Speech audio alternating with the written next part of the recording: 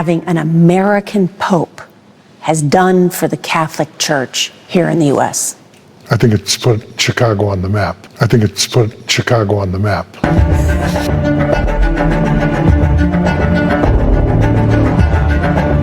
Finally. But we're proud. We're proud that we produce.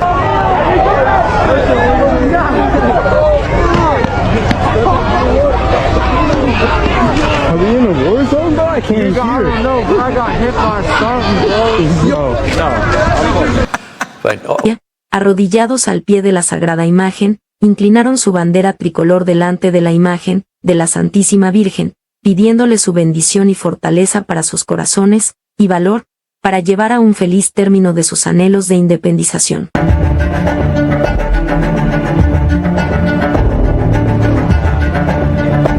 I think it's put Chicago on the map.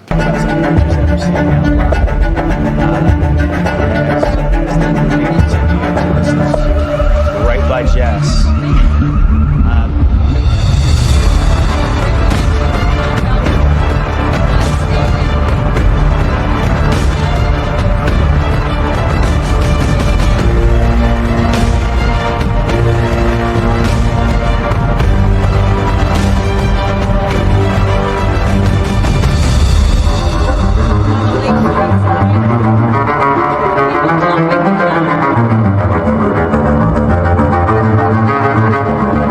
El triunfo coronó sus esfuerzos, y la devoción a la Virgen de los 33, y la devoción a la Virgen de los 33. I think it's put Chicago on the map.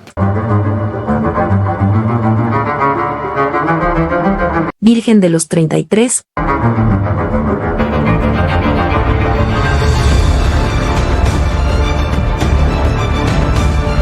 Y la devoción a la Virgen de los 33.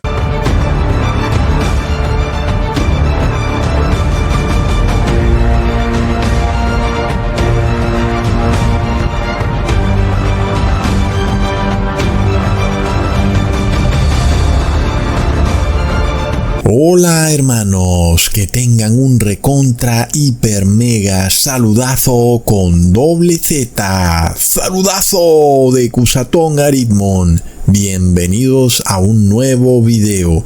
Oremos hoy a nuestro Padre Eterno. Padre amado, queremos ser hermanos de nuestro Señor Jesús, quien no se avergüenza de llamarnos hermanos, y por eso queremos escuchar esas palabras de parte de Jesús cuando Él mismo nos llame como sus hermanos. Ayúdanos a no defraudar a nuestro hermano, para estar siempre a su lado por toda la eternidad. En nombre de Jesús, amén. Bueno, hermanos, si hay algo que le va a causar un daño irreparable a este mundo, es la masonería cristiana, o más bien católica, como lo dijo Pablo VI a través de una grieta en el Vaticano. Se entró el humo de Satanás, solo que tal vez entró tarde porque ya se había entrado el humo de la masonería católica, recontra plop. Y esto es de locos, hermanos, ver para creer. La masonería católica se inventó a su propia virgen y se llama la Virgen de los 33, recontra mega plop. Wow, hermanos, es de verdad impresionante hasta qué punto llega la Iglesia Católica con su masonería, que hasta una virgen masónica se han inventado. Y lo peor de todo es que la han convertido en la patrona de Uruguay. Oh no, hermanos, imagínense ustedes todo un país adorando a la Virgen de los masones, la Virgen de los 33. Así de ignorante puede llegar a ser el ser humano. Es impresionante, a tal punto de que todo un país es llevado a adorar a la Virgen de la masonería, como si fuera la mamá de Jesús, cuando la pobre María está reposando en su tumba, esperando la resurrección de los justos, y sin embargo se la han apropiado y la han convertido en la Virgen de los 33. Indudablemente la masonería católica le va a causar al mundo un daño irreparable, hermanos. Es de locos. Imagínense ustedes esta Virgen de los 33, defensora de logias secretas, patrona de masones templarios y de sectas secretas de la Iglesia Católica, a través de las cuales controla al mundo entero. Es impresionante, hermanos, y miremos esto justo esta semana en Chicago se desató el caos. No olvidemos también cómo el año pasado les mostré en un video cómo muchos jóvenes en Chicago precisamente estaban vandalizando los locales comerciales de esa ciudad, inclusive robando un almacén, pero de repente vimos el número 33 en la camiseta de uno de esos jóvenes que estaban destruyéndolo todo, y ahí está ese número clave, ¿verdad, hermanos? Sabemos que el caos y el número 33 van de la mano y nada es coincidencia, porque el lema de la masonería es Ordo ab Cao, orden después del caos, siendo ese caos el colapso de las repúblicas y del orden social actual, para que se forme el orden que sería la nueva teocracia radical, masónica y católica, donde serás feliz y adorarás a la Virgen de los 33 y no tendrás nada más. Plop. Sobre todo, hermanos, no olvidemos que la encíclica Fratelli Tutti del Papa Francisco, que es como un testamento que el viejito dejó antes de morir para cerciorarse de que todas sus ideas comunistas fueran plasmadas en las constituciones y en las leyes de las repúblicas. En esa encíclica el Papa Francisco dejó bastante claro el plan masónico de la élite global, sobre todo cuando el plan principal es pauperizar a la población, es decir, convertir a la mayoría de personas en pobres que estarán sometidos a la ayuda del Estado. Por eso es que es tan importante este modus operandi, ¿verdad? En donde ellos se presentan como benefactores de los pobres, vienen a ayudar a los pobres y cada vez hay más pobres. Entonces es precisamente ahí en Chicago donde se ha establecido la Iglesia Católica y tiene su fortín político, y ha sido precisamente esa ciudad donde hemos visto el mayor caos social, sobre todo porque la Iglesia Católica ha venido trabajando ahí con las bases populares, formando sindicatos, movimientos obreros y revolucionarios que están listos para causar lío. Recordemos esa orden nefasta que el Papa Francisco daba cuando visitaba algún país y le decía a los jóvenes: hagan lío. Y básicamente se trataba de eso, de que se desatara una terrible revolución en las naciones, sobre todo en Chicago. No olvidemos cómo un hombre llamado Barack Obama tenía su oficina precisamente en el sótano de la iglesia del Santo Rosario, en el barrio Roseland de Chicago, donde Obama fungía de organizador comunitario y desde ahí aleccionaba a los jóvenes en la doctrina de la justicia social y el bien común del Vaticano. Plop. ¿Verdad, hermanos? Es bastante interesante. Sin embargo, después de que Obama fuera seleccionado para la presidencia, la Catholic Labor Alliance o Alianza Católica por el Trabajo siguió instruyendo a los jóvenes en esa famosa frase del Papa Francisco que tanto hemos estudiado cuando decía: hagan lío. Pero sobre todo en el numeral 119 de la encíclica Fratelli Tutti, que dice que, abro comillas, si alguien no tiene lo suficiente para vivir, es porque otro se lo está quedando, y cuando damos a los pobres lo indispensable para vivir, no le damos nuestras cosas, sino que le estamos devolviendo lo que por derecho les pertenece. Entonces, no te extrañes por qué en Chicago bandadas de jóvenes entran a un almacén a tomarlo todo, porque a la final la encíclica Fratelli Tutti enseña que eso es de ellos, que alguien se los había quitado y que ahora todos estos jóvenes muy pobres tienen derecho a tomarlo de vuelta por la fuerza. Recontra mega plop. Mientras tanto, todos nosotros somos obligados a ser solidarios, ¿verdad? Mira, Cusatón, los pobres, debemos ser solidarios, mientras que hay un pequeño grupillo que se enriquece increíble y fabulosamente día tras día. Estos son los trillonarios de la tierra. Son cierto grupo de hombres que parece que fueran seres especiales. Yo los llamo nefilinis, que se enriquecen y se enriquecen junto a la dama de púrpura y escarlata, ¿verdad? Que es la Iglesia Católica.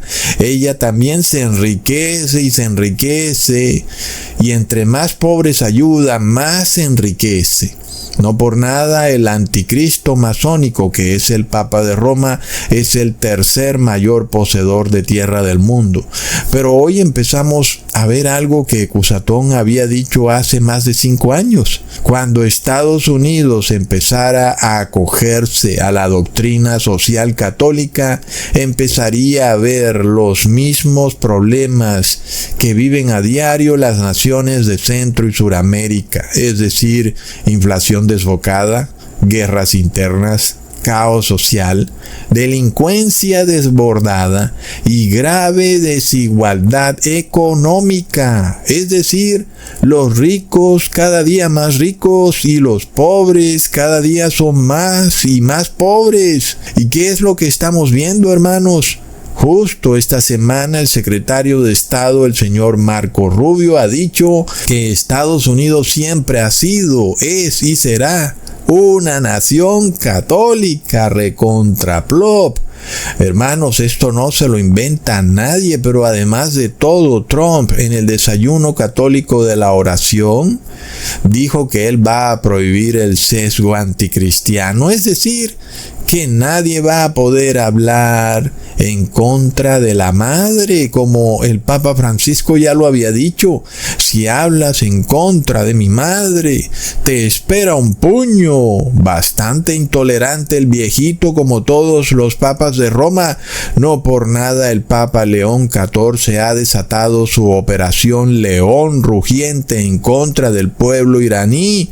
Impresionante, pero bueno, habrá que darle las gracias ahora porque nada más nos manda un puñetazo, porque en la Edad Media te amarraban en un palo y luego te prendían fuego mientras tú vivo te quedabas pataleando y te incendiabas vivo. Es impresionante, hermanos, sobre todo cuando empezamos a ver más y más noticias de personas que enloquecen debido a la situación que se está viviendo. Problemas en la economía, problemas con las personas y un futuro incierto que algunas personas pueden ver. ¿De qué sirve estudiar cuando no voy a poder conseguir trabajo? Y esto parece haber desatado una epidemia de desenfreno en las personas. Y estamos viendo eventos de locos. Tal vez habría que hacer un video sobre el tema, pero cada vez más vemos en las noticias gente loca, literalmente, disparándole a las multitudes, personas cargando cuchillos y entrando a un restaurante a acuchillar a personas, gente que se lanza desde un edificio y se suicida. Es de locos, hermanos. ¿Qué está pasando con las personas? Recordemos que esta es la generación que se despojó de su superego. Plop. Es un problema psicológico terrible que nunca antes se había visto. No olvidemos que ya se había hecho una película de Hollywood en los años 90 que predecía lo que hoy estamos viviendo. Una película protagonizada por Michael Douglas llamada Un día de furia. ¿Hacia dónde va esto, hermanos? Cuando católicos y evangélicos dicen que estamos ante un problema de inmoralidad social, que porque el ser humano no asiste a la iglesia en domingo, pero al mismo tiempo estas iglesias cristianas son en realidad masónicas y practican un cristianismo nihilista que se ha despojado de la ley de Dios y que solo sirve para ir a la iglesia en domingo, pero luego el cura y el pastor son más corruptos que nadie. Plop. Pero bueno, un momentico, Ecusatón, ¿qué es eso de nihilismo? Nihilismo es una corriente filosófica que declara que no existen valores o verdades absolutas, sino que solo existen las verdades morales relativas y que esas verdades morales relativas deben usarse de acuerdo a la conveniencia de cada persona, según sea la situación en que se encuentre la persona. Algo que el Papa Francisco mencionó diciendo que guarda los mandamientos, pero no como absolutos. Eso es indudablemente un nihilismo adaptado al cristianismo. Por eso es que estamos viviendo este problema de inmoralidad social, no porque las personas no van a comer una galleta a la iglesia, sino porque hoy tenemos a un cristianismo nihilista.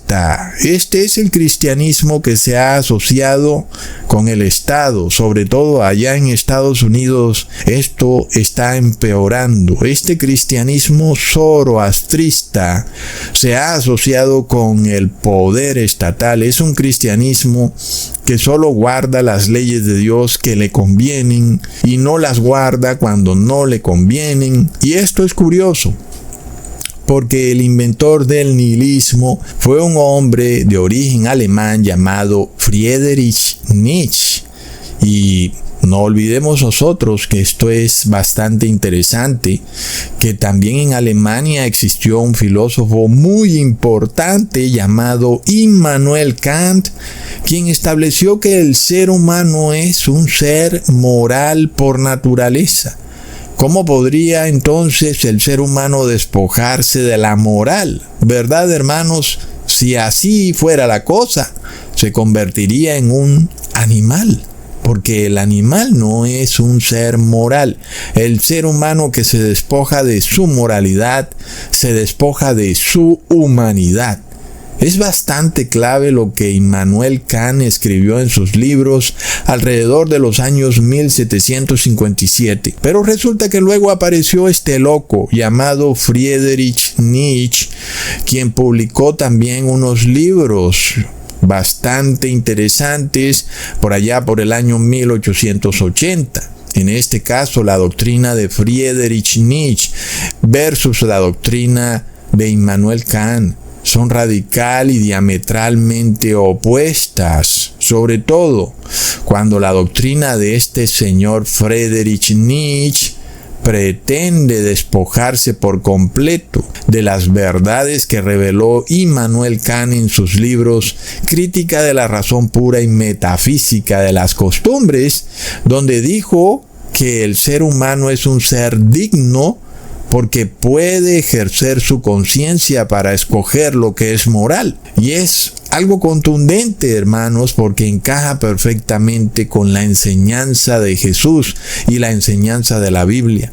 Sin embargo, hoy tenemos a un cristianismo nihilista que ha acogido las ideas de Friedrich Nietzsche, un cristianismo enloquecido que al mismo tiempo es inmoral y al mismo tiempo quiere obligarte a ir a sus iglesias, a ejecutar sus ceremonias, mientras ese cristianismo es totalmente inmoral. No es de locos, hermanos. Es decir, es como si viviéramos en un gran hospital mental, como en algún momento se lo revelé en esa película de Alguien voló sobre el nido del cuco, en donde estamos con una enfermera que cuida a locos, que cuida a enfermos mentales, pero la enfermera está más loca que todos ellos. Y esta es la religión cristiana.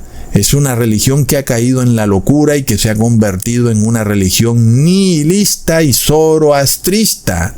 en donde ya no predica la doctrina de Jesús, predica la doctrina del dragón, y el dragón es ese Zoroastro.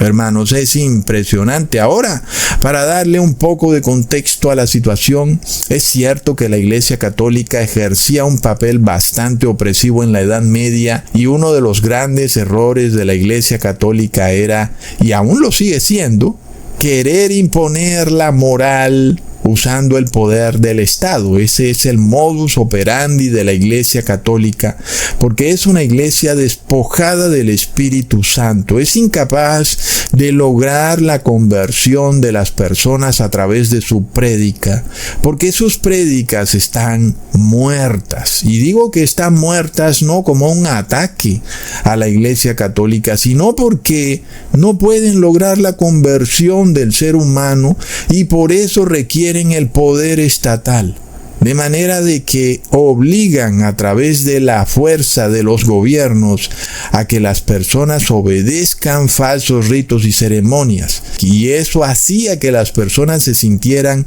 oprimidas, vigiladas en todo momento, y al punto de que se sentían asfixiadas, y por eso no interiorizaban esta moral cristiana, sino que siempre permanecía como una moral externa e impuesta a la fuerza sobre no solo el pueblo, sino también sobre reyes y gobernantes. Pero resulta que los líderes religiosos eran, y siguen también siendo aún, mucho más corruptos e inmorales que lo que ellos pretendían predicar.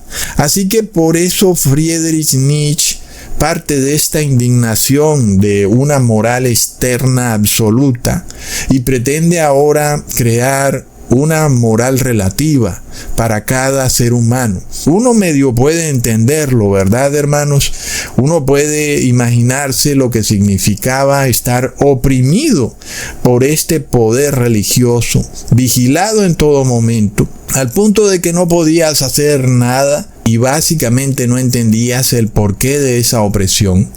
De manera de que eso causó esta indignación en Friedrich Nietzsche, no solo en él, sino en muchos filósofos que empezaron a repudiar el cinismo y la hipocresía de la Iglesia Católica, quien predica que debemos ayudar a los pobres mientras ella se enriquece desproporcionada y fabulosamente. De manera de que uno en parte puede entender este desdén por lo religioso de la época, sobre todo en cuanto a lo que tiene que ver con Friedrich Nietzsche, porque él es post-revolución, después de ya ocurrida la revolución, y ya nosotros sabemos todo lo que pasó en la Revolución Francesa cuando hubo un repudio a todo lo religioso.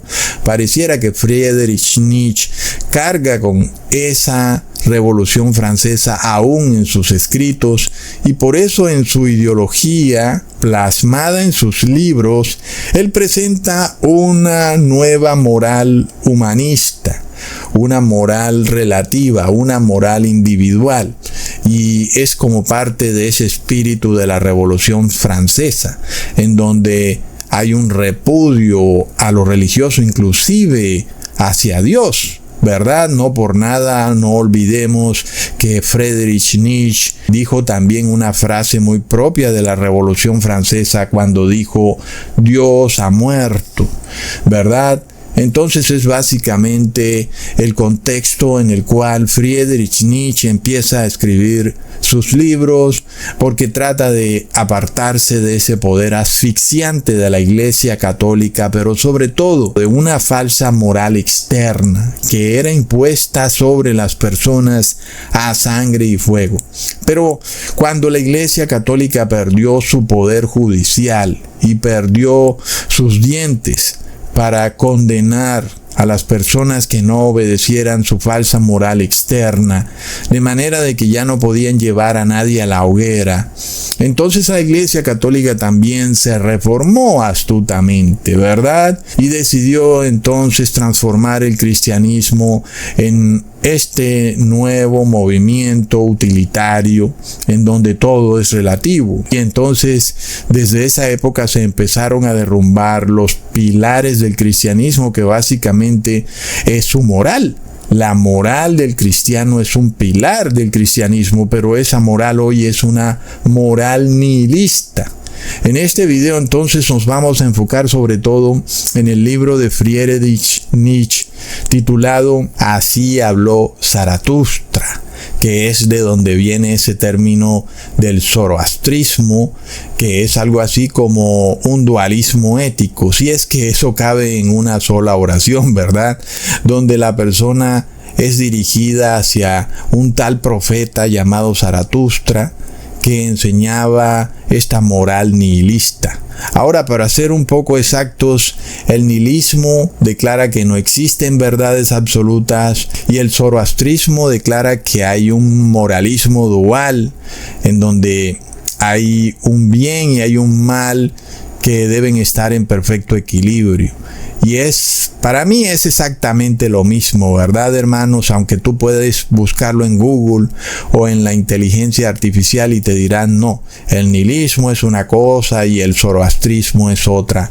Pero es curioso que el inventor del nihilismo fue quien escribió este libro que dice, Así habla Zaratustra, ¿verdad? Siendo Zaratustra este profeta que inventó el zoroastrismo hace mucho tiempo atrás, antes de que Friedrich Nietzsche escribiera su libro Así habló Zaratustra. Pero bueno, hermanos, yo pienso que este señor Nietzsche más bien le hubiera puesto a su libro como título Así habló el Papa de Roma, o en su tiempo sería Así habló Eugenio Pacelli, el Papa nazi. En fin, en este libro entonces encontramos lo que hoy nosotros podemos ver como un cristianismo nihilista. Recordemos entonces de nuevo que Immanuel Kant defendía una moral universal y absoluta que está a plena vista, además, no es algo que él se haya inventado, todos podemos verla. Hay una moral que es válida para todos los pueblos, géneros, culturas, razas, etc. Sin embargo, para Nietzsche, ese concepto era una especie de negación de la individualidad humana y él estaba totalmente en contra de ese concepto porque Nietzsche pensaba que cada ser humano debía inventarse sus propios valores morales y que por eso la moralidad no podía ser algo universal, debía ser algo individual.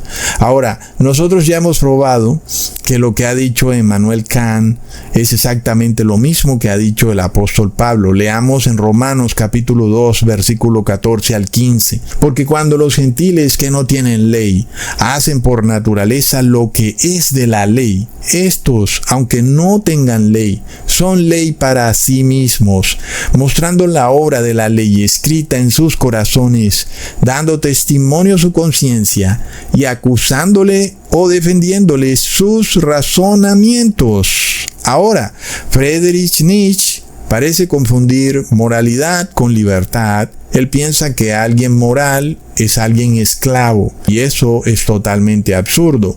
Un ser humano no es libre al convertirse en un ser inmoral. Antes, al contrario, cuando una persona viola la ley de Dios, se convierte en un ser esclavo de sus propias pasiones inmorales. Leamos en Juan capítulo 8, versículo 34.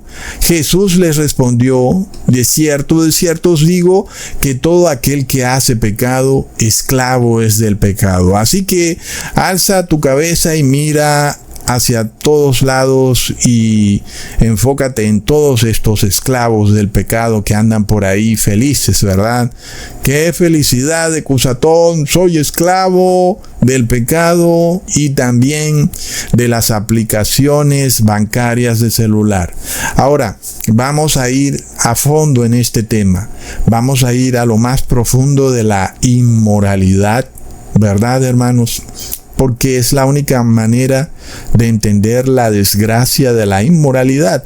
Cuando vamos totalmente a fondo a ese hueco profundo, oscuro y espantoso de la inmoralidad. Sobre todo porque el error del nihilismo es que se ha convertido en una doctrina que hoy la Iglesia Católica etiqueta como el bien común, ¿verdad? Hasta ese punto ha llegado este problema. Entonces hoy la moral se ha convertido en un instrumento utilitario en el cual las personas se acogen a lo que ellos piensan que es moral según les convenga, o inclusive cuando hay un problema y las personas piensan que es válido actuar de forma inmoral si se va a solucionar un problema grave en la sociedad, pues eso es también un nihilismo utilitario o un cristianismo zoroastrista, ¿verdad, hermanos? Y en este caso nosotros lo vimos durante el 2020. Había un problema gravísimo en la sociedad, había un supuesto virus que andaba suelto y la solución fue usar células de fetos abortados.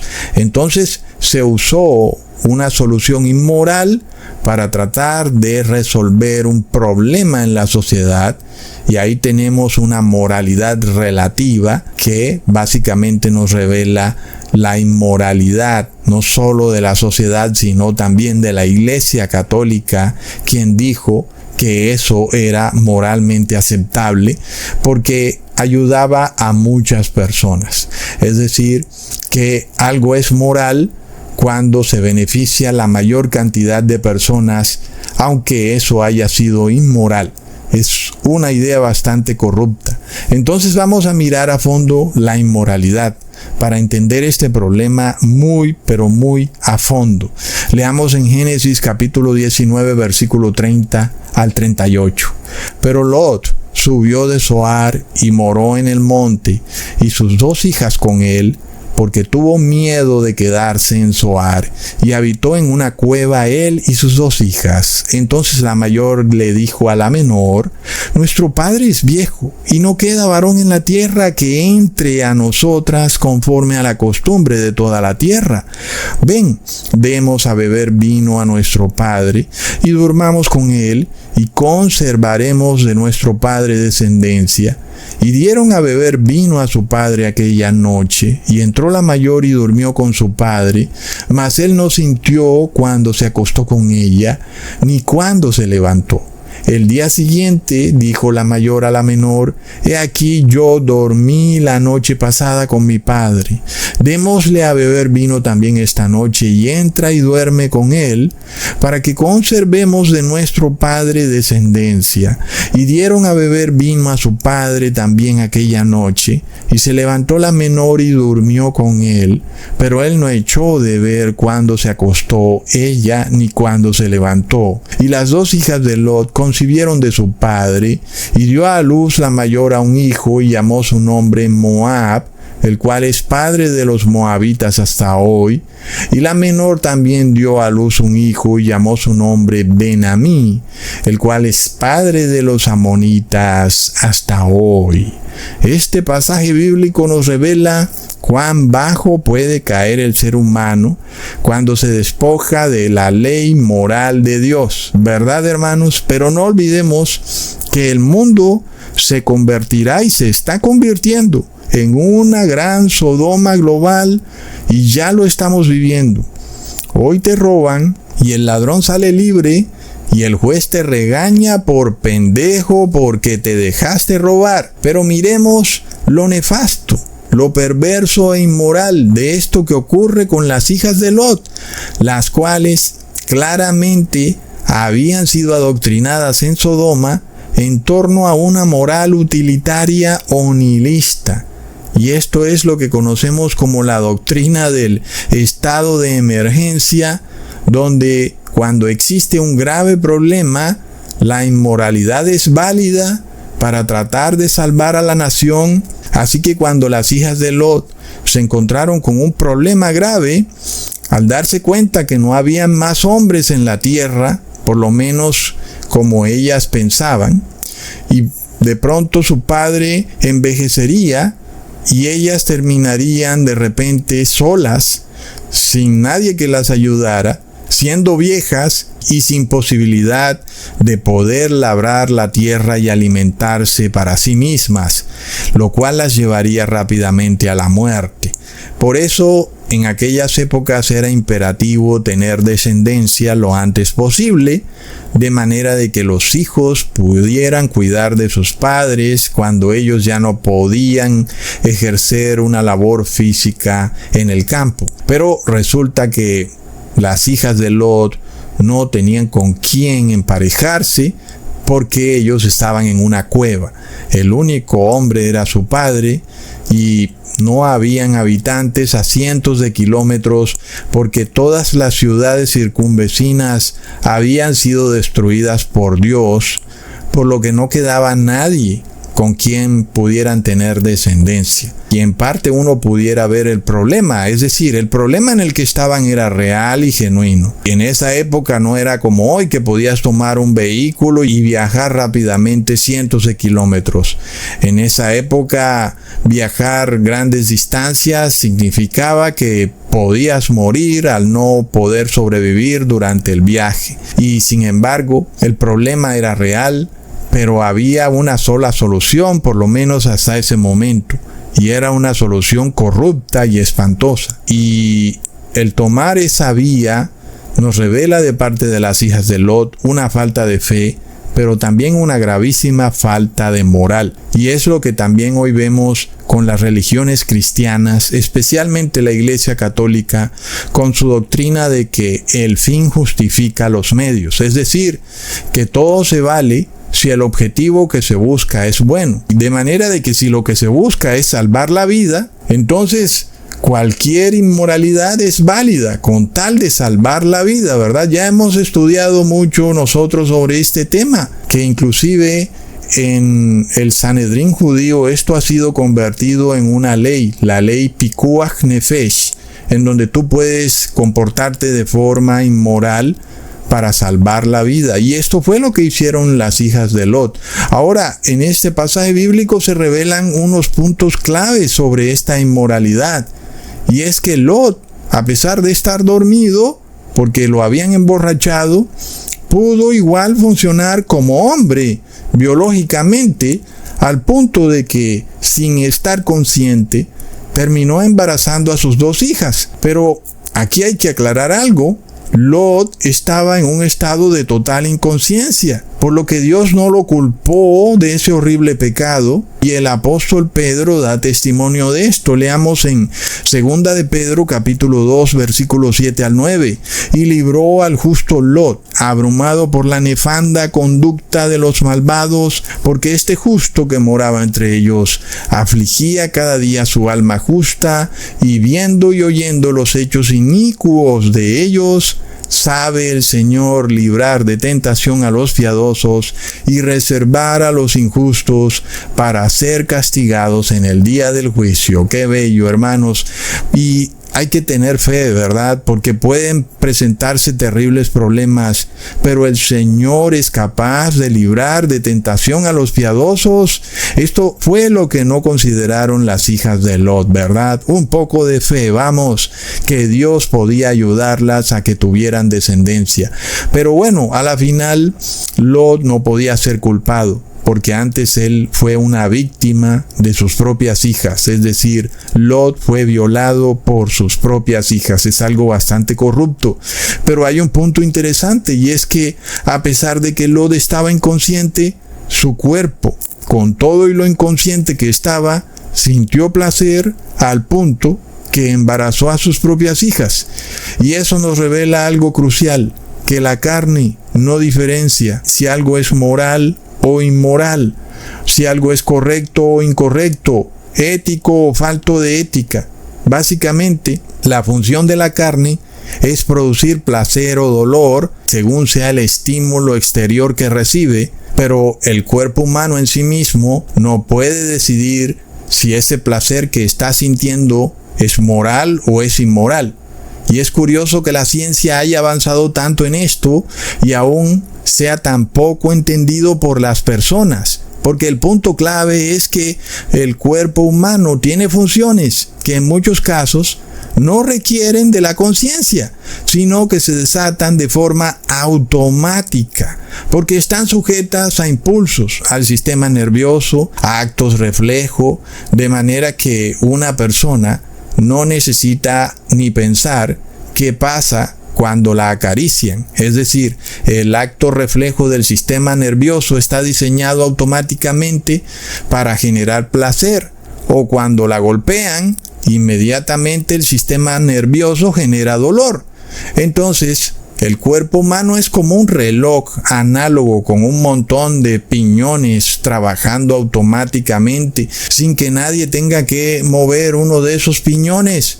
Por ejemplo, tu estómago disuelve tus alimentos, tus riñones filtran las impurezas de la sangre, tu corazón bombea esa sangre y todo está regulado por tu sistema nervioso. Y tú no tienes que hacer nada, él funciona así solo, todos los días sigue funcionando y tú puedes estar pensando en cualquier otra cosa y tu estómago está trabajando. Entonces, si esta es la situación en la que se encuentra el cuerpo, ¿cómo pudiera un ser humano pensante gobernar su vida en torno a un mecanismo que no puede diferenciar lo bueno de lo malo o lo moral de lo inmoral, sino que más bien es un mecanismo que está destinado a generar respuestas automáticas? Y eso fue lo que le pasó a Lot. Y es que el relato de lo que le ocurrió a Lot en esa cueva es interesante, porque uno pensaría, caramba, ¿acaso un hombre puede ser violado? Y básicamente nosotros vemos que el cuerpo humano va a generar sensaciones de respuesta de acuerdo a los estímulos que reciba. Y con todo y eso, el cuerpo humano no se detiene como que, no, eso no es correcto. Al cuerpo humano no le importa nada de eso, ¿verdad? Otro ejemplo de esto es el alimento. La lengua del ser humano, sus papilas gustativas, están diseñadas para saber cuando algo que está comiendo sabe bien o sabe mal, sabe amargo o sabe a podrido, ¿verdad? Pero las papilas gustativas no están diseñadas para saber si lo que estamos comiendo es moral o inmoral, puro o inmundo. Eso quiere decir que a nuestra lengua no le importa si comemos culebra, cerdo, ratón o lagartija. Lo que le importa es que el sabor sea agradable. A ti te pueden vendar los ojos y te pueden dar algo y te dicen que es carne de res, y te lo comes y te supo agradable, y luego te dicen que no, que era carne de ratón. Entonces, la lengua no tiene ni idea de qué es lo que debemos comer. Lo único que sabe es si sabe agradable o no sabe agradable. Entonces, el ser humano no puede basar su moralidad en base a las sensaciones que produce su cuerpo. Y los que hacen así caen en un terrible problema que es evidente, ¿verdad? Porque el cuerpo no tiene ni idea de qué es moral o qué es inmoral. El cuerpo es simplemente una máquina que automáticamente produce señales nerviosas sin que tú puedas evitarlo. Tú no puedes decirle un día, no vas a funcionar más.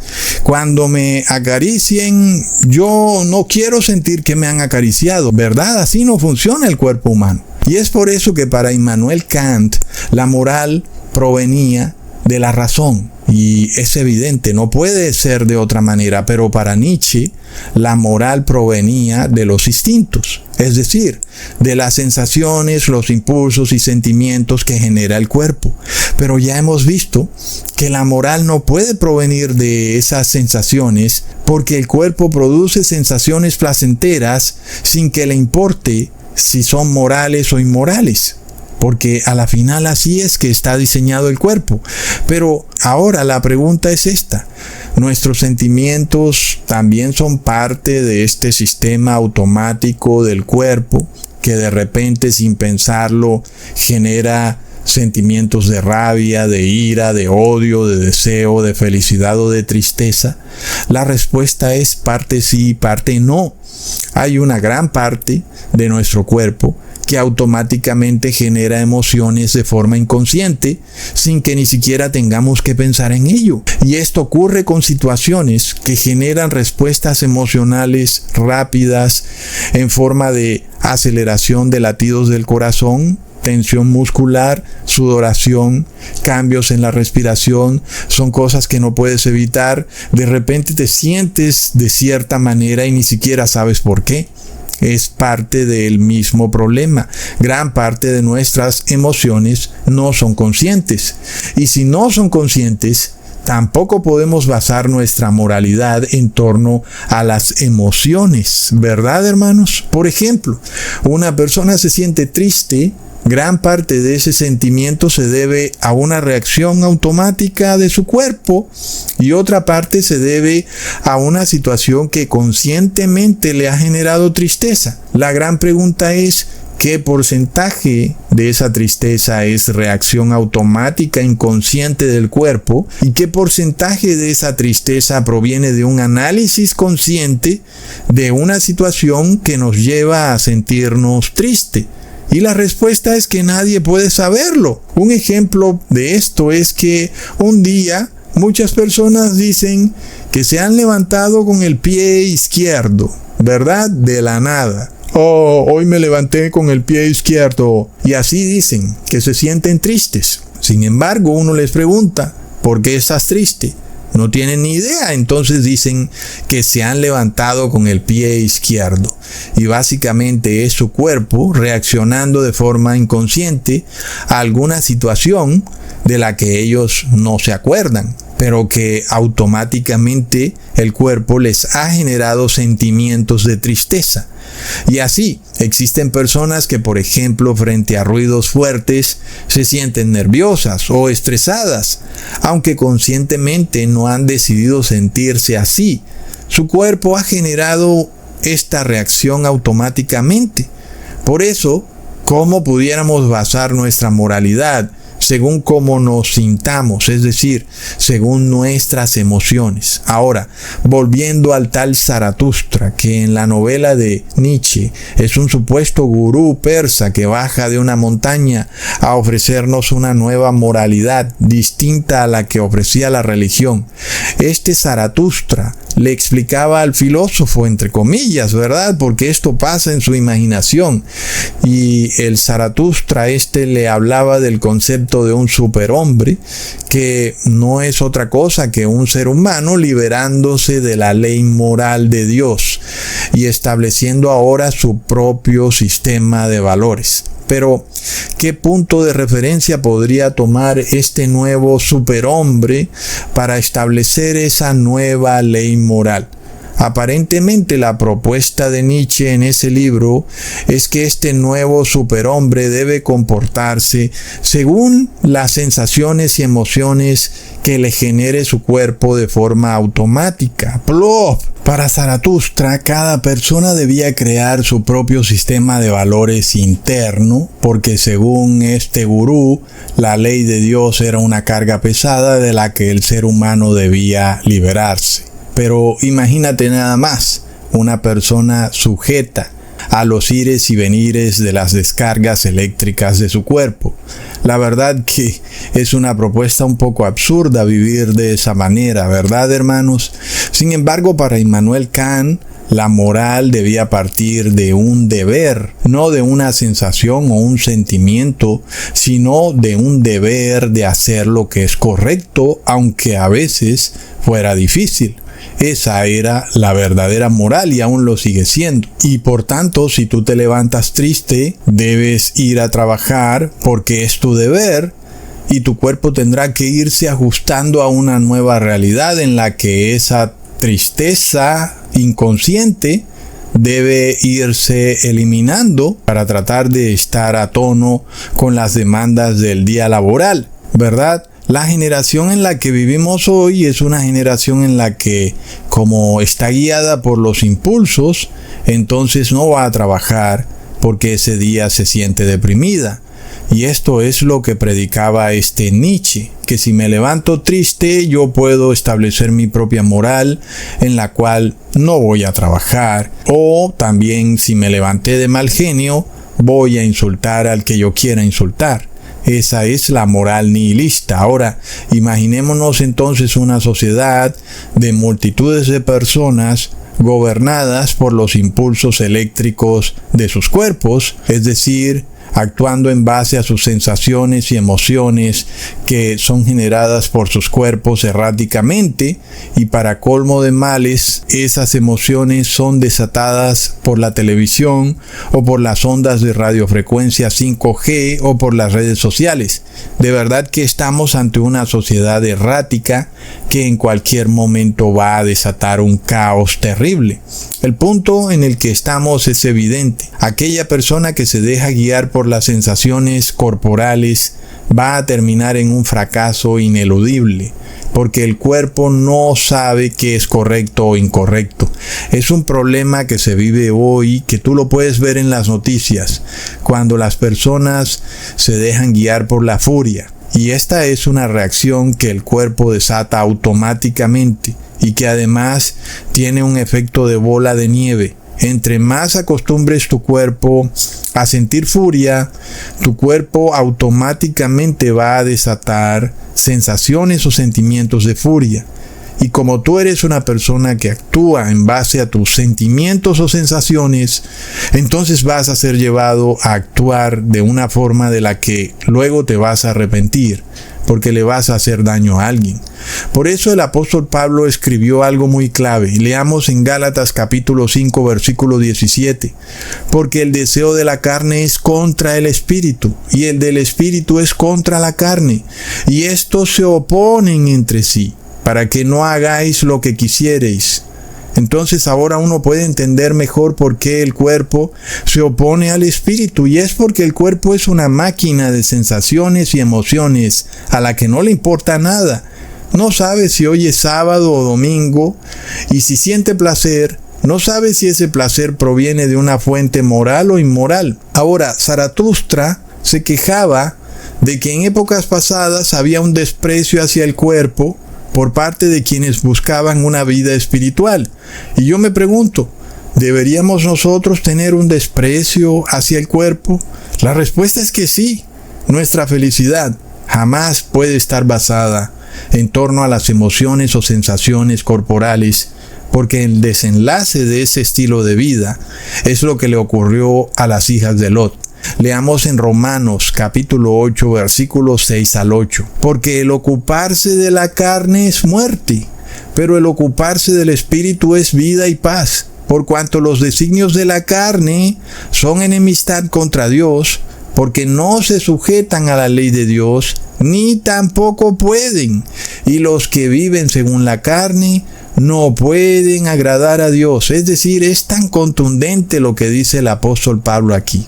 Básicamente es obvio, la carne no se puede sujetar a la ley de Dios, y es evidente. ¿Por qué? Porque no sabe qué es la ley de Dios, ¿verdad? Para aquellos cristianos que basan sus actuaciones en los deseos de su cuerpo, en comer carne con sangre o en comer lo inmundo, por ejemplo, estos son cristianos nihilistas, son hijos de Zaratustra, y que para mí, este Zaratustra era el mismo demonio que le hablaba a Friedrich Nietzsche, quien además terminó sus días enfermo de demencia. Y este Zaratustra decía que el cuerpo mismo es una gran razón más sabia que la mente consciente. ¡Plop! Y esto es curioso, porque ya hemos estudiado que el ser humano consciente es un ser humano verdaderamente digno. Recordemos que en videos pasados estudiamos que la dignidad es la capacidad del ser humano de ejercer libremente su conciencia para decidir entre lo moral y lo inmoral, escogiendo obviamente aquello que es moral. Este ser humano que actúa de esta manera es un ser humano digno, pero también es un ser humano que tiene voluntad y autonomía. Sin embargo, en el caso de Lot, estaba inconsciente. Él yacía borracho y dormido en esa cueva. Entonces podemos ver que Lot no tenía autonomía ni voluntad.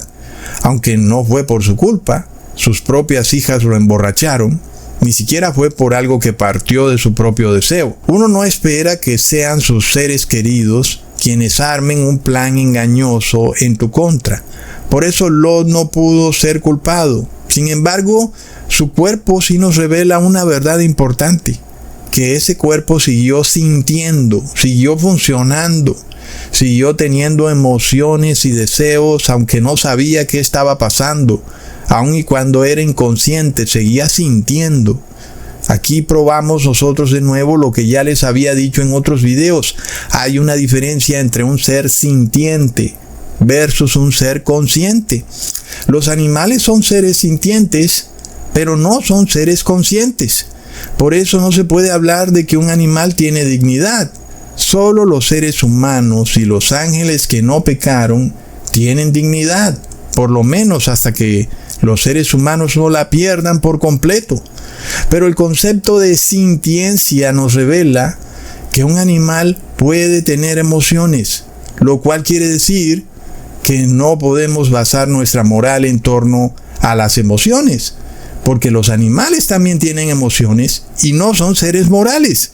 Si las emociones fueran parte de la moralidad, los animales también fueran seres morales. Por eso, nosotros no podemos decir que algo es correcto basado en lo que de repente estamos sintiendo, sobre todo cuando estamos aprendiendo que lo que sentimos muchas veces es parte de una descarga eléctrica de nuestro cuerpo. Entonces aquí la Biblia nos revela un problema que se le presenta al ser humano, que cuando somos conscientes, aún inclusive, es decir, siendo totalmente conscientes, muchas veces no entendemos la diferencia entre una función automática de nuestro cuerpo y nuestra propia conciencia. ¿Verdad, hermanos? Es decir, a veces pensamos que tenemos sentimientos de algo, cuando resulta que ese sentimiento no viene de nuestra razón, viene de una respuesta automática de nuestro cuerpo.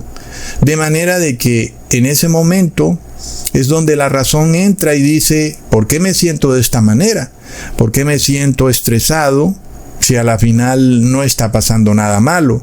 ¿Por qué tengo latidos rápidos del corazón si a la final estoy tranquilo en mi casa, verdad? Y entonces la persona usa la razón para decir, está bien, no pasa nada. Pero la misma persona se da cuenta que esas sensaciones no son racionales y por tanto no pueden ser morales. De manera que el ser humano consciente debe sobreponerse o sobrecogerse a todo lo que es carnal y sus decisiones deben estar basadas en lo que es racional, es decir, en base a la justicia y no en base a un utilitarismo moral basado en sensaciones pasajeras.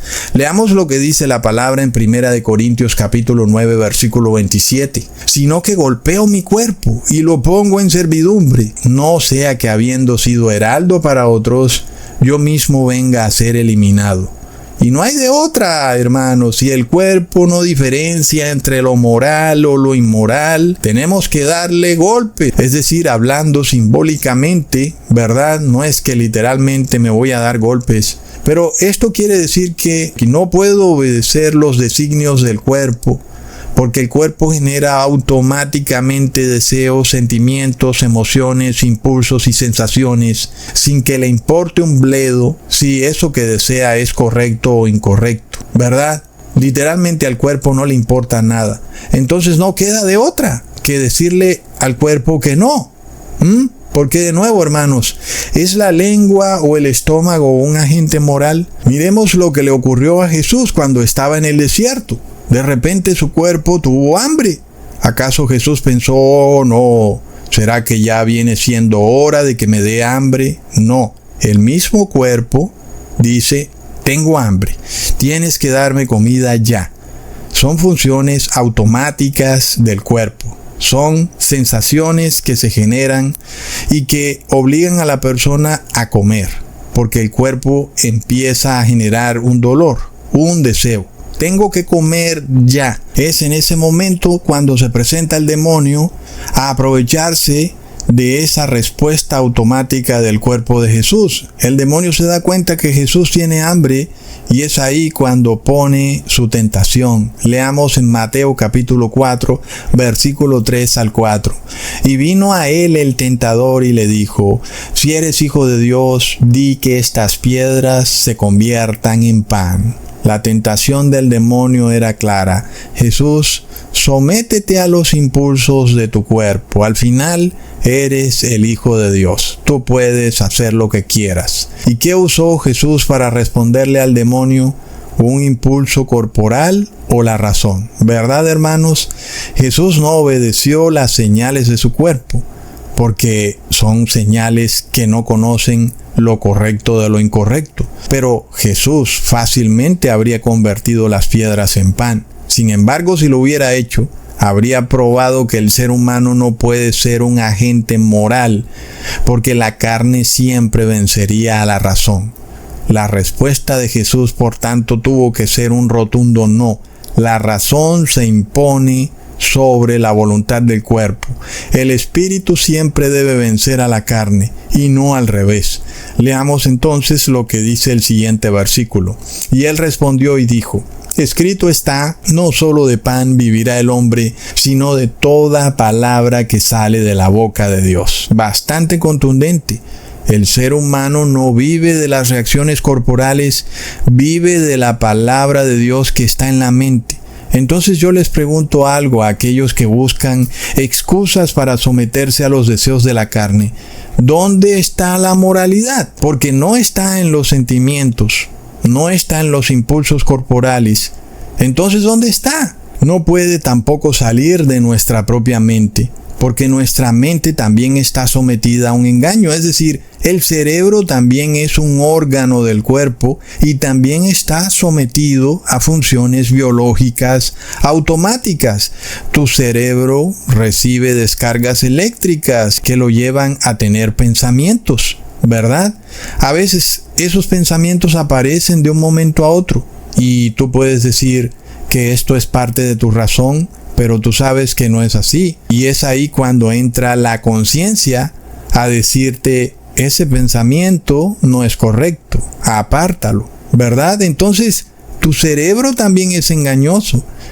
Y eso quiere decir que la moral del ser humano no puede partir de su propio cerebro, porque el cerebro es la raíz del problema. Es un órgano que funciona también como parte del engranaje de este gran relojito que es el cuerpo humano y que constantemente te está mandando impulsos eléctricos.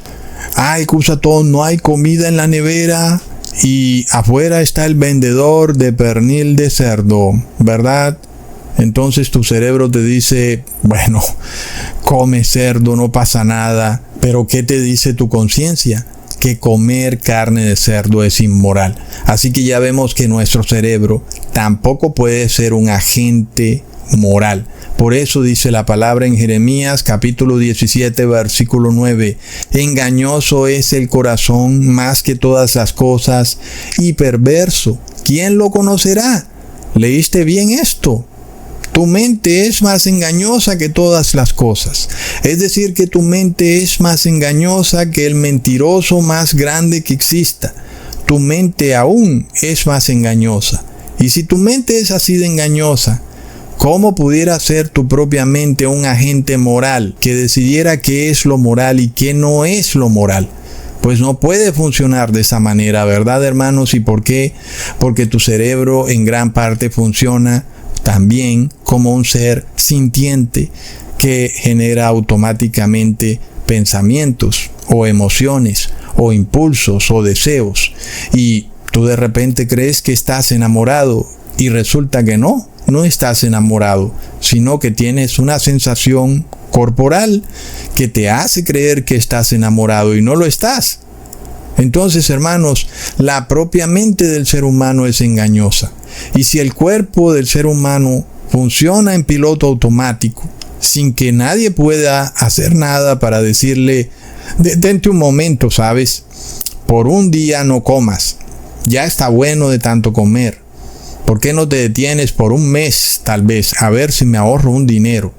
Pues tu cuerpo ni tu cerebro te van a hacer caso, ¿verdad? Cuando estés aguantando hambre, tu cerebro empezará a generar pensamientos de alimentos que quieres comer. Así que tú no eres una autoridad moral, ¿verdad? Y si tú no eres tu propia autoridad moral, ¿de dónde viene la moralidad? del Papa de Roma, como dijo el masón perteneciente a la sociedad secreta Skull and Bones, John Kerry. ¿Cómo pudiera venir la moralidad de otro ser humano, que en este caso sería el Papa de Roma, si ese ser humano también está esclavizado al mismo problema al que están sujetos todos los seres humanos? Es decir, su cerebro también es engañoso, porque está sometido a descargas eléctricas por parte de su sistema nervioso. Con razón el viejito León XIV se volcó a la masonería.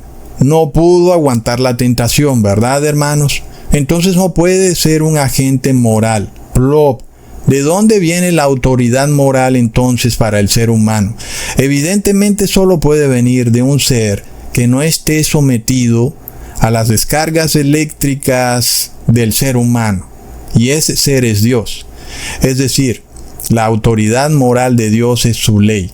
Entonces Dios nos dice, mira, tu lengua puede que sienta placer al comer pernil de cerdo, pero eso no es alimento. Por eso yo lo he declarado como inmundo y no es alimento para ti. Te podrá saber delicioso, pero es inmundo.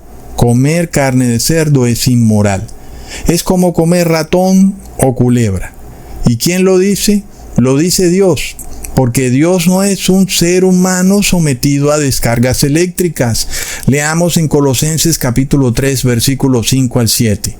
Haced morir, pues, lo terrenal en vosotros, fornicación, impureza, pasiones desordenadas, malos deseos y avaricia, que es idolatría, cosas por las cuales la ira de Dios viene sobre los hijos de desobediencia, en las cuales vosotros también anduvisteis en otro tiempo, cuando vivíais en ellas. ¿Qué es impureza? Oh no, Ecusatón, no tengo ni idea qué es impureza. Por supuesto que tú no sabes, porque no eres un agente moral, antes al contrario, eres un agente inmoral, como las hijas de Lot. ¿Verdad, hermanos? Y las hijas de Lot no entendían la diferencia entre lo moral y lo inmoral. Es decir, que este cristiano que no obedece la ley de Dios, a pesar de tener voluntad, sigue siendo un ser inconsciente.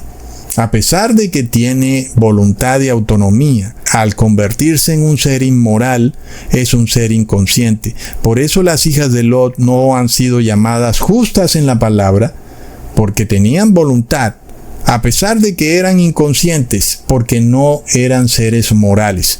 Y es por eso que a una persona que actúa de forma desenfrenada se le dice inconsciente. Y aquí sí tenemos un buen uso de la palabra, porque aquella persona que no actúa correctamente es en sí misma un inconsciente, una persona que no está guiada por la ley de Dios, sino por sus impulsos eléctricos de su cuerpo.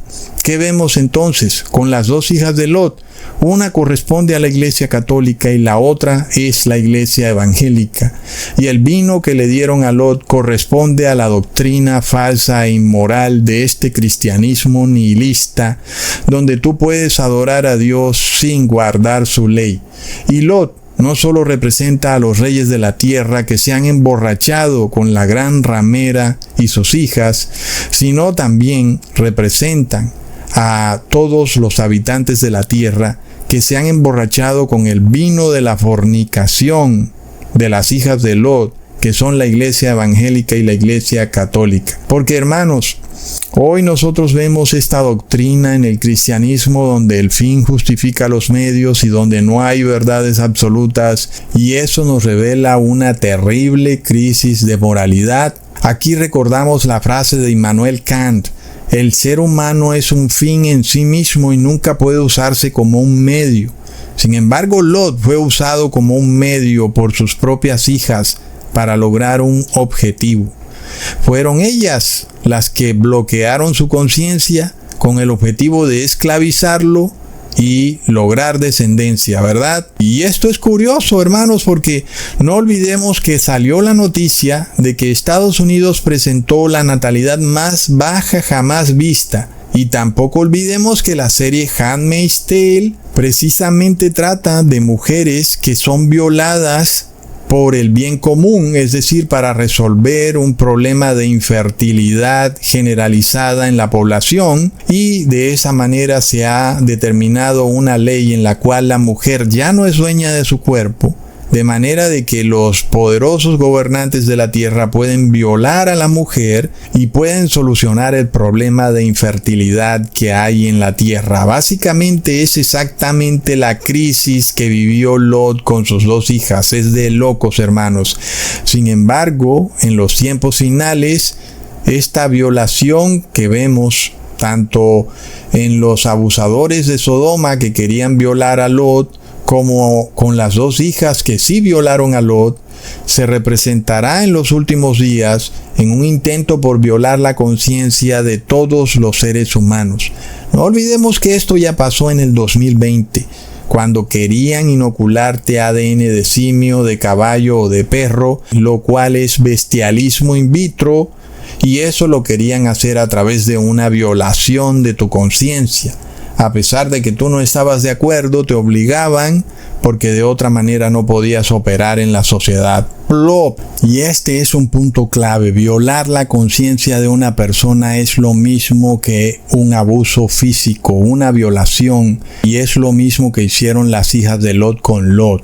Y cuando vemos que es la misma iglesia la que pretende violar tu conciencia, nosotros nos damos cuenta que estamos en el tiempo de Sodoma, y es el tiempo de la segunda venida de nuestro Señor Jesús, porque no viene de nadie más sino de la propia iglesia esta violación de conciencia. Y por eso en parte este señor Nietzsche tenía una especie de repudio en contra de lo religioso. ¿Verdad, hermanos? Uno puede entender que es algo que literalmente no funciona cuando se pretende imponer a la fuerza una moral externa, mientras que el cristiano no es enseñado en la ley de Dios para que la pueda interiorizar en su corazón, sino que se siente obligado y forzado a actuar de una forma aparentemente moral, inclusive en temas que pertenecen a un ámbito de lo privado. Y muchas personas se dieron cuenta también que los sacerdotes eran mucho más inmorales que cualquier persona,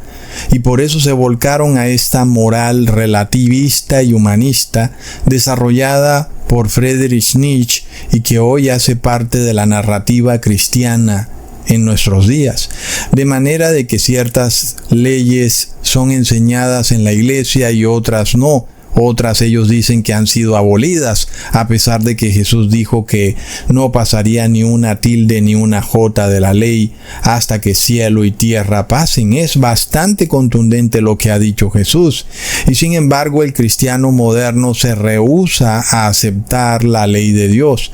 Según Nietzsche, lo que pensamos y sentimos y creemos está profundamente influenciado por nuestros instintos y nuestra vida corporal. Y fijémonos que en eso sí tiene toda la razón. ¿Qué lógica entonces tiene? Someter las decisiones de tu vida en torno a unas funciones biológicas y automáticas de un cuerpo que no discierne, ni entiende, ni sabe nada de nada? Lo único que sabe es de sus necesidades. Y así es como funciona el ser humano.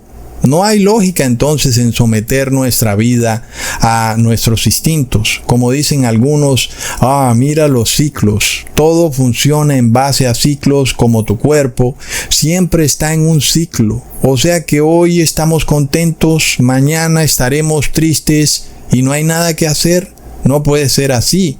Pero Friedrich Nietzsche critica a quienes inventan un mundo espiritual o a quienes intentan tener un espíritu puro, porque según él no saben aceptar la vida real. Yo pregunto, ¿cuál es la vida real? Resulta que muchas veces lo que tú piensas está relacionado con lo que sientes, y entonces tus pensamientos muchas veces no son reales. Tus pensamientos están controlados por tus sentimientos y por eso no pueden ser usados para gobernar tu vida.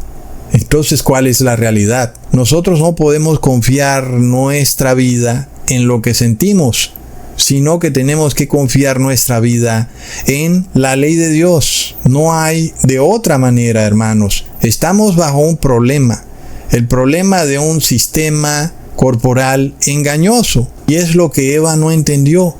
Ella tomó una decisión en base a los impulsos eléctricos de su cerebro y no se sometió a la ley de Dios. Ahí empezó el error. Entonces nuestras emociones ya no parten de una tormenta de citoquinas que ocurre en nuestro cerebro, sino que ahora están subyugadas a un análisis racional, ¿verdad, hermanos? Si de repente tenemos sensaciones de histeria, entonces nos detenemos y pensamos, ¿por qué me siento de esta manera?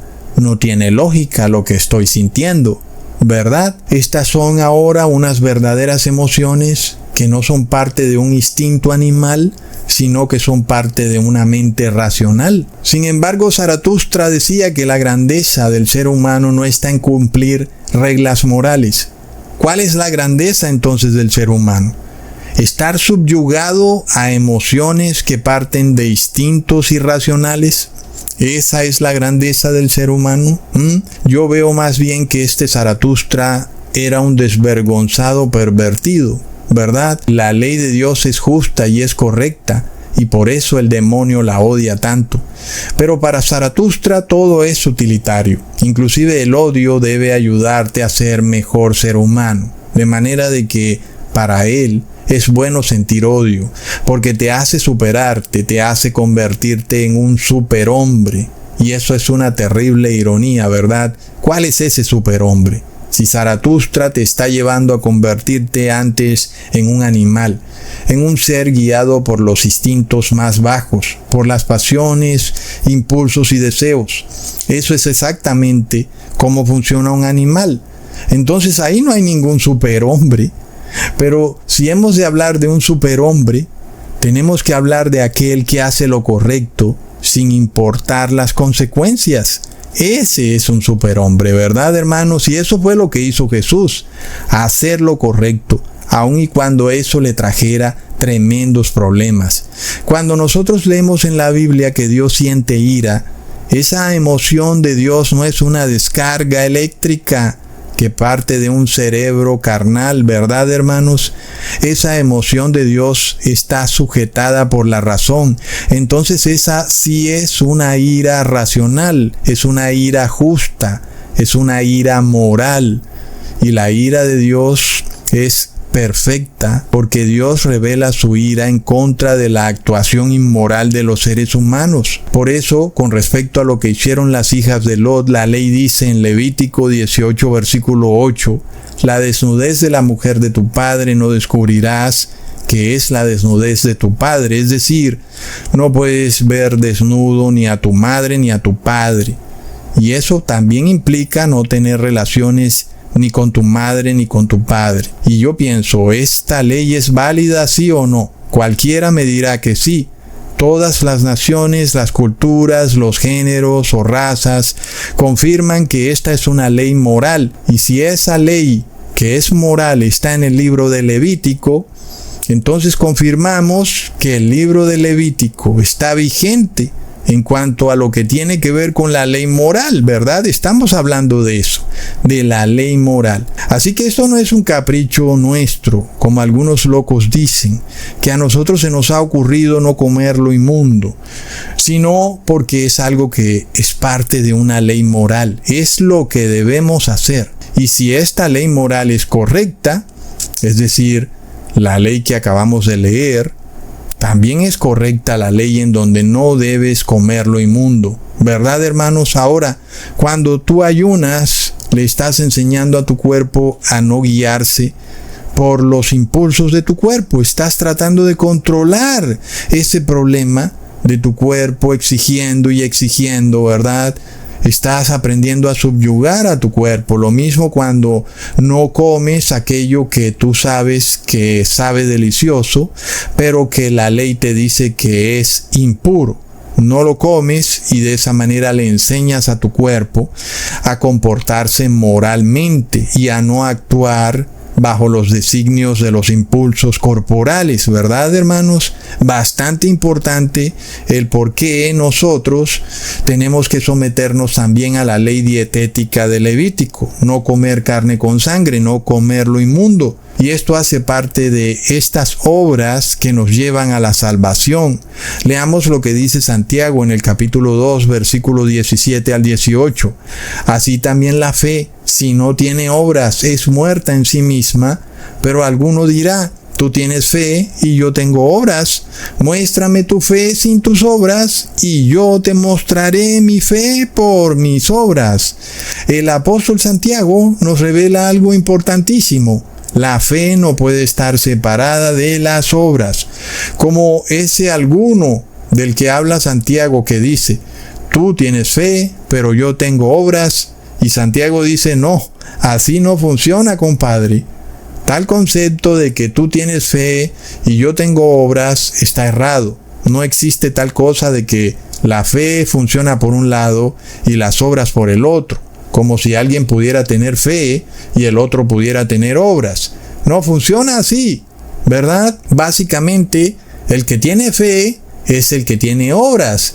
Y por eso nosotros tenemos que entender que cuando aquí se habla de obras, se hace referencia a la ley moral de Dios. Y sin embargo, alguien dirá, Cusatón, pruébamelo. Prueba que esto que tú dices está basado en lo mismo que dice Santiago, ¿verdad? Es decir, que estas obras de las que habla Santiago son la ley de Dios. Leámoslo en el mismo capítulo, es decir, no estamos sacando este pasaje bíblico fuera de contexto, sino que estamos aún en el mismo capítulo 2 de Santiago. Leamos del versículo 11 al 12, porque el que dijo, no cometerás adulterio, también ha dicho, no matarás. Ahora bien, si no cometes adulterio, pero matas, ya te has hecho transgresor de la ley. Así hablad y así haced, como los que habéis de ser juzgados por la ley de la libertad. Entonces, ¿cuáles son las obras de las que hace referencia Santiago? Pues es la ley, hermanos. Y el que tiene fe es aquel que no comete adulterio o que no mata. Es apenas obvio, y si esa ley está correcta, también está correcta la ley del incesto, ¿verdad, hermanos? O vamos a decir que porque en el Nuevo Testamento no se menciona el incesto, entonces el incesto es válido. ¿Es eso lo que vamos a decir, hermanos? Pues si llegamos a decir eso, somos encontrados como los más perversos de los perversos. Y si esa es nuestra justificación para no obedecer la ley, porque supuestamente no la encontramos en el Nuevo Testamento, entonces somos encontrados como mentirosos. Porque en el Nuevo Testamento tampoco está la ley del incesto, ¿verdad? Por ninguna parte puedes encontrar tú en el Nuevo Testamento que diga, no deberás mirar la desnudez de tu padre o de tu madre. Pues no está ahí, pero sabemos que esa ley es moral. No es una ley de los gobiernos, es una ley de Dios. Ahí está en Levítico, cuando aún el gobierno de tu país ni siquiera existía.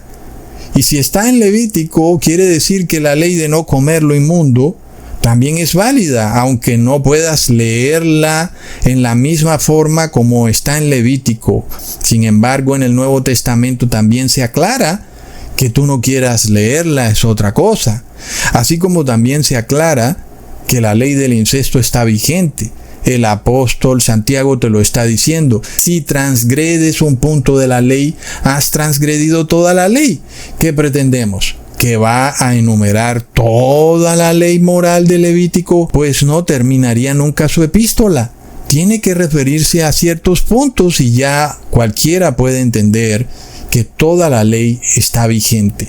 El que ha violado un punto de la ley, viola toda la ley. No tengo que enumerarte toda la ley. Ya te he dicho, violas un punto de la ley y eres totalmente inmoral. Entonces, hermanos, miremos cómo colapsan los sofismas de los pastores evangélicos que llegan al punto de decir que la ley de reposar en sábado no está en el Nuevo Testamento, aunque sí está, porque Jesús dijo, velad que vuestra huida no sea en sábado ni en invierno. Y eso nos revela que efectivamente la ley de reposo en sábado sí estará vigente hasta el fin del mundo. Ahora alguien pudiera decir que no está tal cual como está en Éxodos 20, ¿verdad? Y sin embargo lo mismo ocurre con la ley del incesto. Y claro que sigue vigente. Y es que, hermanos, la inmoralidad de las personas está llegando a un punto que estamos viendo eventos que nunca antes se habían visto. Esto es de locos. 2 ancianos se lanzan de la azotea de un edificio agarrados de la mano, y luego al siguiente día una joven estudiante se lanza desde el 6º piso de su universidad y se suicida. ¿Qué es lo que está pasando, verdad, hermanos? Pues estamos ante una generación que vive su vida según los impulsos de su cuerpo. Entonces se dan cuenta que tienen un problema. Claro, entonces el cuerpo lanza una descarga de adrenalina, de cortisol, de oxitocina, de serotonina, de dopamina. Y la persona dice, estoy triste, estoy deprimido, no quiero vivir. Tengo este problema y tengo este otro problema y ahora me siento así y me siento de esta otra forma. Y entonces toman decisiones en base a lo que sienten. Habla con tu papá. Fuerza, fuerza, una mano a tu papá. Vamos. Todo se puede, todo se puede. Pensá en Dios. Pasale a tu mamá, a tu papá. Pasale a tu papá. Fuerza, fuerza. Agarrale a tu papá, agarrale a tu papá. Claro que podés, fuerza. Agarrale, papá. Hasta, no vaya a hacer eso. No vaya a hacer. No. Fuerza. Bien. Y de nuevo, ¿qué puede saber tu cuerpo si lo que tienes es un problema o una oportunidad escondida, verdad, hermanos? ¿Qué puede saber tu cuerpo? Tu cuerpo no sabe nada. Tus emociones son inservibles y lo único que tu cuerpo sabe es generar reacciones químicas ante las cuales tu cerebro pretende traducirlas en forma de tristeza o de alegría, pero no se sabe si realmente son tristeza o alegría. ¿Por qué habríamos de someternos ante semejante tiranía, verdad, hermanos? Es la peor de todas las tiranías, es la tiranía de tu propio cuerpo. Por eso hay que darle duro al cuerpo, porque está loco, plop. Imagínate nada más. Pero si la misma ciencia lo prueba, hermanos, ¿cómo es posible que en pleno siglo XXI aún estemos viviendo en la moralidad de Zaratustra, que es una moral utilitaria, donde el ser humano guarda la ley de Dios que le conviene, la cual es frecuentemente aquella en donde el Estado te condena si la violas, ¿verdad? Es decir, que realmente no estás obedeciendo a Dios, sino que tienes temor de que el Estado te meta a la cárcel. Pero en las leyes en donde el Estado no te condena, como comer lo inmundo, entonces el cristiano come lo inmundo. Es pura hipocresía, ¿verdad, hermanos? Sobre todo es zoroastrismo y también es nihilismo, aunque no lo quieran reconocer estos cristianos. Por eso es que hoy vivimos en una sociedad suicida. Imagínate que si nada más en el 2020 la sociedad estuvo dispuesta a morir encerrada por un virus que nunca fue aislado, con todo y eso, en aquellas épocas no se veían los suicidios constantes que se están viendo hoy en día. Es decir, hermanos, que la sociedad de hoy es mucho más suicida que la sociedad del 2020 y esto está a plena vista. La gente se está matando todos los días y dicen que quieren acabar con los combustibles fósiles y con la energía eléctrica y al mismo tiempo quieren que todo sea digital. Es de locos, hermanos, estas personas no están pensando claramente. Leamos en Mateo capítulo 26, versículo 41, velad y orad, para que no entréis en tentación. El espíritu a la verdad está dispuesto, pero la carne es débil. Bastante contundente, ¿verdad, hermanos? Si quieres vivir en función de los designios de tu cuerpo, tengo malas noticias para ti. Serás una persona débil.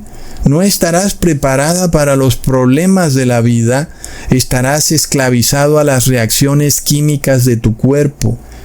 Si hoy a tu cuerpo se le ocurrió generar dopamina, estarás feliz. Si mañana a tu cuerpo se le ocurrió generar oxitocina, estarás estresado. Si pasado mañana a tu cuerpo se le ocurrió generar cortisol, estarás triste. ¡Oh, qué desgracia, Cusatón! Estoy triste y no tengo idea por qué estoy triste. Vivimos en una sociedad que busca calmar el dolor, el vacío, la tristeza, la ansiedad, y sin embargo, la solución que busca es la misma causa del problema, hermanos. ¿Cuál es el problema? Vivir en función de los deseos e impulsos del cuerpo. Y esa es la solución que ellos buscan, ¿verdad? Porque eso es lo que según el mundo es la felicidad. Darle gusto al cuerpo. Ir a comer, ir a beber, casarse y darse en casamiento, ir a fiestas, disfrutar con amigos, irse de viaje, darle gusto al cuerpo. Pero para los que viven en ese mundo, tengo malas noticias. El cuerpo es débil, supremamente débil. ¿Verdad, hermanos? El cuerpo no sabe nada de justicia, el cuerpo no sabe de valor. Y si el cuerpo supiera algo, Lot no habría sido llamado justo, ¿verdad? Sino que habría sido llamado pecador. Mira, tu cuerpo estuvo ahí funcionando, Lot. No te hagas el loco. ¿Ves? Engendraste 2 hijos. ¿Me vas a decir que no sentiste nada? No, el cuerpo es así. Funciona automáticamente, como un relojito. Y Lot no pudo ser juzgado por lo que ocurrió. Antes Lot fue abusado. Pero eso nos revela que el cuerpo es inmoral por definición. El cuerpo no sabe nada de lo que es correcto. Y Zaratustra decía que la verdadera virtud no está en reprimir ni en desbordarse, sino en transformar los impulsos en algo creativo y propio. Yo pregunto, ¿qué creativo y propio puede haber en la inmoralidad? Absolutamente nada. Pero para Zaratustra, esta idea nace de una forma de rechazo a la vida real y concreta, y afirma que el cuerpo no es algo inferior, sino la base misma de la existencia humana, de manera que el cuerpo es presentado como una inteligencia profunda que guía nuestros pensamientos y deseos. Hermanos, ¿qué vemos aquí con Friedrich Nietzsche? Vemos a un hombre que ha derrumbado su superego para quedar esclavizado a los deseos irracionales de su ello. Es un hombre destinado a ser controlado por emociones erráticas. Leamos lo que dijo el apóstol Pablo en Romanos capítulo 7, versículo 21 al 25. Así que, queriendo yo hacer el bien, hallo esta ley, que el mal está en mí, porque según el hombre interior me deleito en la ley de Dios, pero veo otra ley en mis miembros que se rebela contra la ley de mi mente y que me lleva cautivo a la ley del pecado que está en mis miembros. Miserable de mí, ¿quién me librará de este cuerpo de muerte? Gracias doy a Dios por Jesucristo, Señor nuestro. Así que yo mismo con la mente sirvo a la ley de Dios, mas con la carne a la ley del pecado. Es lo que hemos estudiado, ¿verdad, hermanos?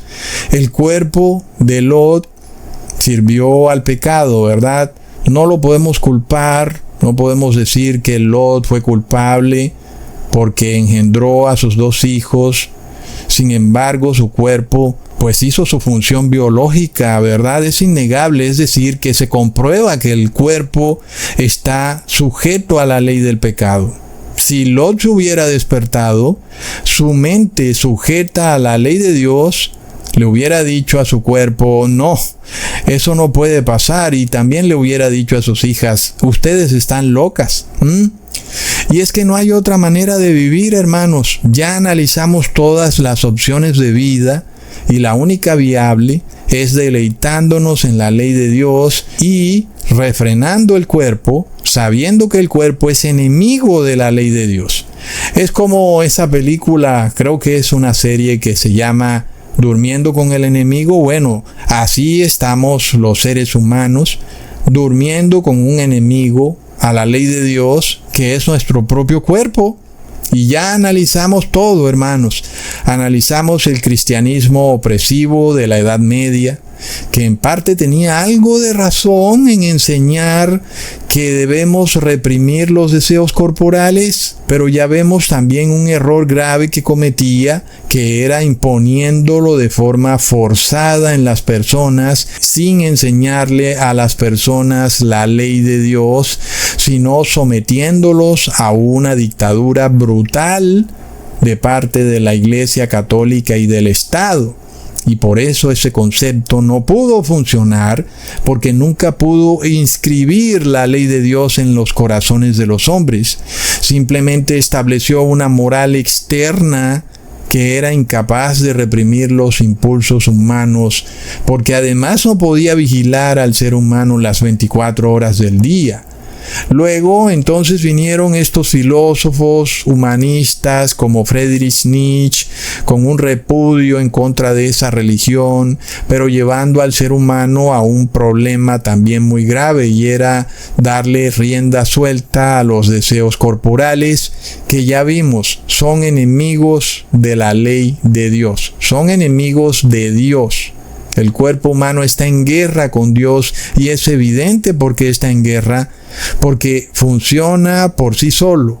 Es decir, nadie le dice qué hacer, él va haciendo lo que quiera hacer. Por más de que tú le quieras decir, mañana no voy a comer, mañana te va a decir, sí vas a comer porque vas a estar tembloroso, vas a estar muy débil, te va a dar dolor de cabeza y sí vas a tener que comer.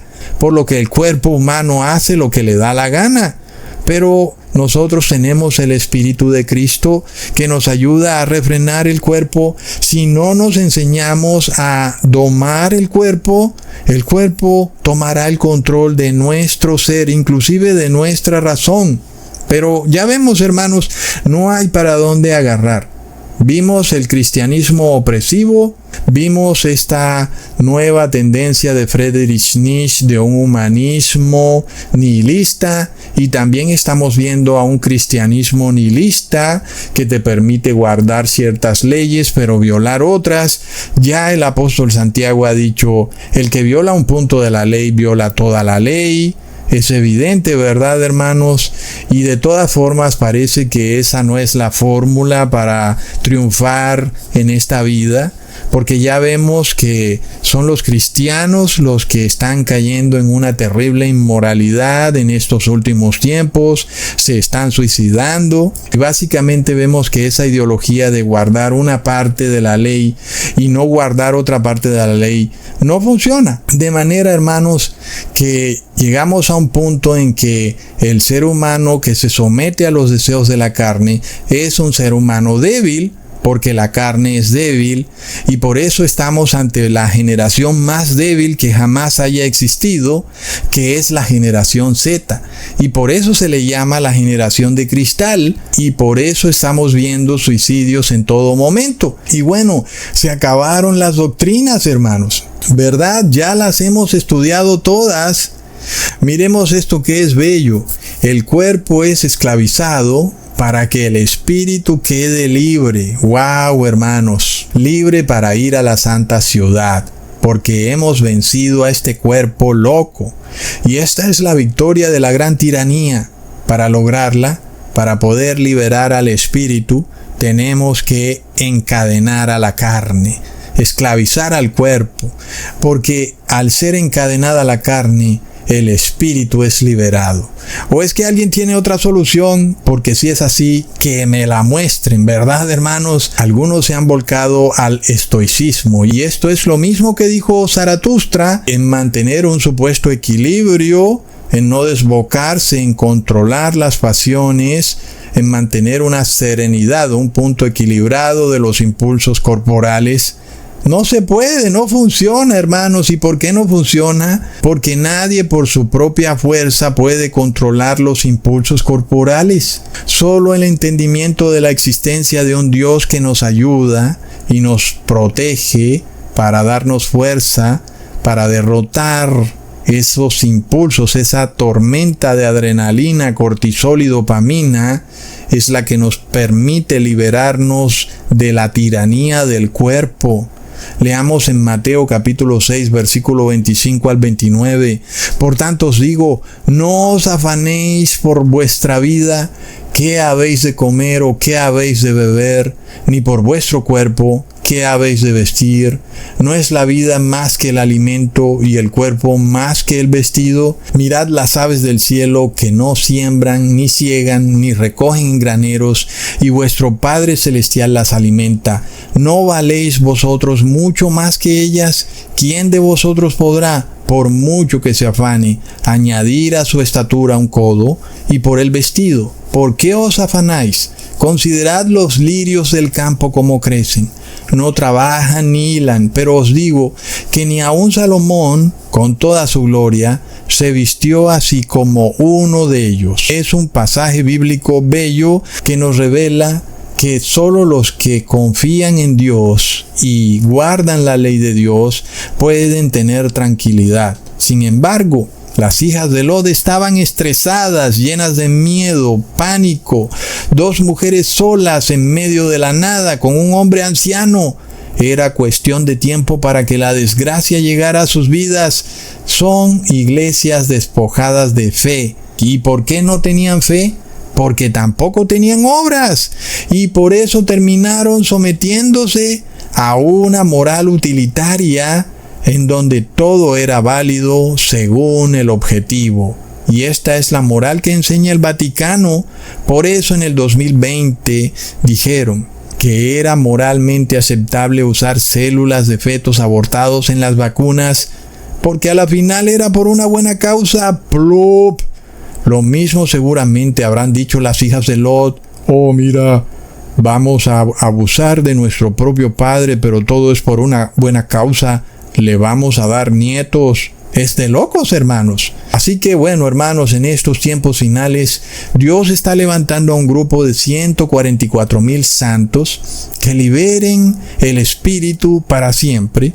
Pero para eso tenemos que encadenar la carne para siempre, ¿verdad, hermanos? Tenemos que agarrar a esa fiera que está ahí en nuestro propio cuerpo y tenemos que echarle cadenas. Y Jesús nos va a ayudar a hacerlo, ¿verdad, hermanos? No podemos hacerlo por nuestra propia fuerza, pero sí tenemos que hacer obras, tenemos que poner de nuestra parte, tenemos que hacer el esfuerzo, tenemos que cumplir aquello que dice: ayúdate que yo te ayudaré, ¿verdad, hermanos? Es algo bastante clave. El que busca encuentra, a aquel que toca se le abrirá. Es decir, el ser humano tiene que esforzarse por lograr la santidad, y luego Jesús te va a ayudar a liberarte para siempre de la tiranía del cuerpo.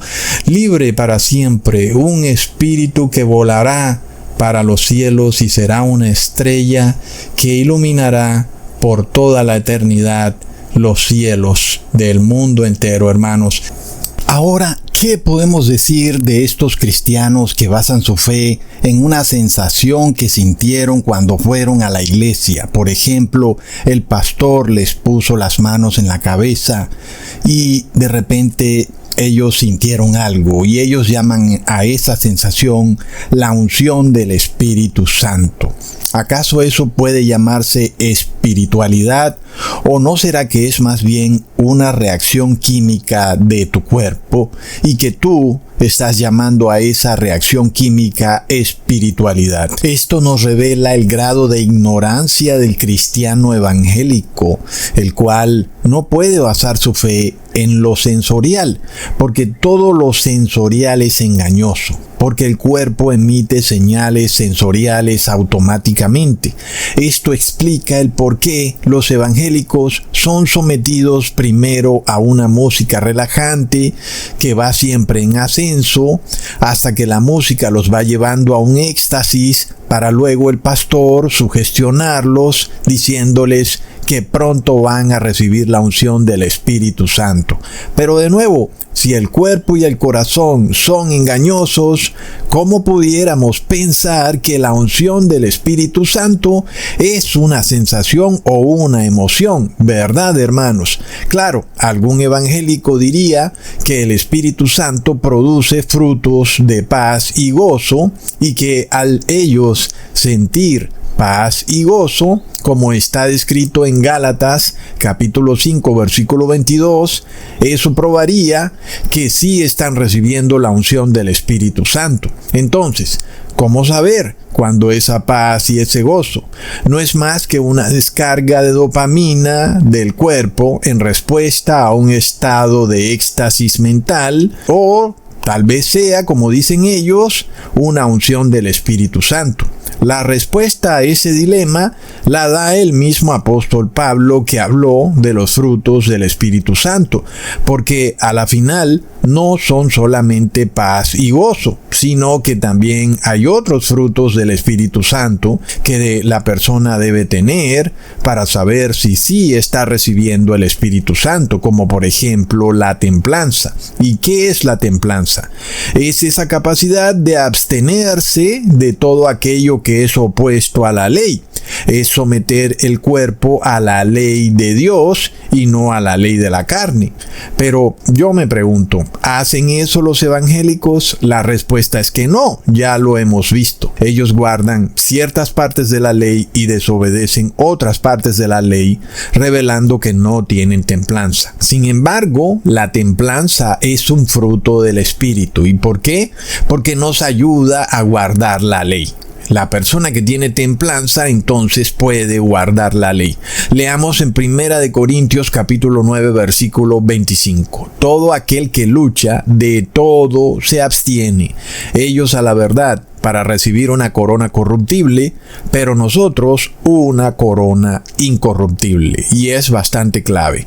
Aquel que quiere conseguir la vida eterna debe abstenerse de todo, ¿verdad? Porque básicamente el cuerpo del ser humano está en guerra con la ley de Dios, es enemigo de Dios, y por eso el cuerpo humano debe ser sometido a un régimen en donde no podemos estarle dando gusto al cuerpo humano, como es la ideología de la mayoría de personas hoy en día. En este caso, a esa actitud de someter el cuerpo, de abstenerse, de negarse ciertas cosas, como por ejemplo ciertos alimentos. Eso se le conoce como templanza, y básicamente es necesario porque de otra manera estaríamos en guerra con Dios, porque no podríamos controlar los impulsos del cuerpo, porque a la final no nos hemos entrenado para hacerlo. Ese entrenamiento es lo que el apóstol Pablo llama templanza, aprender a gobernar el cuerpo de manera de que podamos honrar a Dios en espíritu y en cuerpo. Así que es evidente que los evangélicos no guardan la ley de Dios y por tanto son pecadores irreverentes, y eso quiere decir que no tienen templanza. Y como la templanza es un fruto del Espíritu, probamos entonces que no están recibiendo la unción del Espíritu Santo, sino que están recibiendo un gozo y una paz que no provienen de Dios, sino que provienen de una descarga de dopamina del cuerpo humano, y que de esta manera ellos sienten una especie de energía kundalini que, bueno, ya la hemos estudiado como una descarga eléctrica del propio cuerpo que viene de la espina dorsal desde abajo hacia arriba, y no es una fuerza externa que venga de Dios, sino que es una fuerza interna. ¿Eso qué quiere decir?